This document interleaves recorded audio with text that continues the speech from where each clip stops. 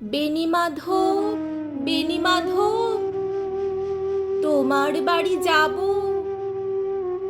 বেণীমাধব, তুমি কি আর আমার কথা ভাবো? বেণীমাধব, মোহনবাসী তমাং তরুমূলে বাজিয়েছিলে, আমি তখন মালতী স্কুলে। ডেস্কে বসে অঙ্ক করি, ছোট্ট ক্লাস ঘর, বাইরে দিদিমণির পাশে দিদিমণির বর। আমি তখন নবম শ্রেণী, আমি তখন শাড়ি। আলাপ হলো বেণীমাধব সুলেখাদের বাড়ি। বেণীমাধব, বেণীমাধব, লেখাপড়ায় ভালো, শহর থেকে বেড়াতে এলে আমার রং কালো। তোমায় দেখে এক দৌড়ে পালিয়ে গেছি ঘরে।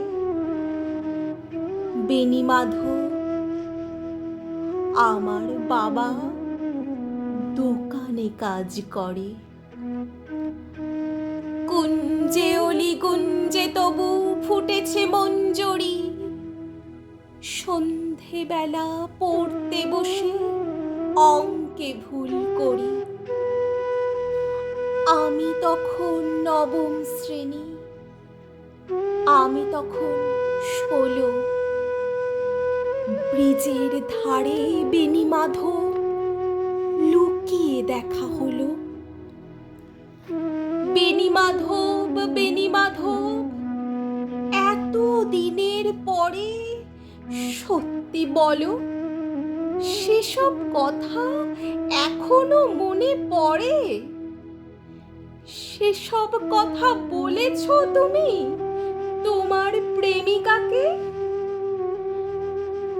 আমি কেবল একটি দিন তোমার পাশে তাকে দেখেছিলাম, আলোর নিচে অপূর্ব সে আলো। স্বীকার করি দুজনকেই মানিয়েছিল ভালো। জুড়িয়ে দিল চোখ আমার, পুড়িয়ে দিল চোখ। বাড়িতে এসে বলেছিলাম ওদের ভালো হোক। রাতে এখন ঘুমাতে যাই একতলার ঘরে, মেঝের ওপর বিছানা পাতা, জ্যোৎস্না এসে পড়ে। আমার পরে যে বোন ছিল চোরা পথের বাঁকে মিলিয়ে গেছে, জানি না আজ কার সঙ্গে থাকে। আজ জুটেছে, কাল কি হবে? কালের ঘরে শনি। আমি এখন এই পাড়ার সেলাই দিদিমণি। তবু আগুন বেণীমাধব, আগুন জ্বলে কই। কেমন হবে আমিও যদি নষ্ট মেয়ে